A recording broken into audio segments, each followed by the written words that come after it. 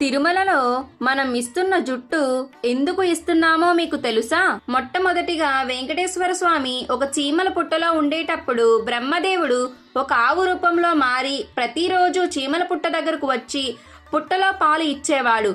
అది గమనించిన ఆవుల కాపరి ఆ ఆవు మీదకి తన గొడ్డల్ని విసిరేస్తాడు. అప్పుడు వెంకటేశ్వర స్వామి ఆ ఆవుకి అడ్డంగా నిలబడతాడు.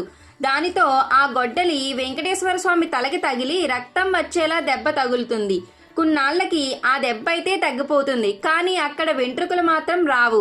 ఒకసారి వెంకటేశ్వర స్వామి కొండ మీద పడుకుని ఉండగా ఆకాశ మార్గంలో వెళ్తున్న నీలాదేవి అనే ఒక గంధర్వ కన్య వెంకటేశ్వర స్వామిని చూసి కిందకు వస్తుంది. తలకి తగిలిన దెబ్బను చూసి ఎంతో బాధపడి తన తల నుంచి కొన్ని వెంట్రుకలను తెంపి వెంకటేశ్వర స్వామికి ఇస్తుంది. అప్పుడు వెంకటేశ్వర స్వామి ఇలా చెప్తాడు, నా అందం కోసం నీ అందాన్ని పాడు చేసుకున్నావు కదా, కలియుగం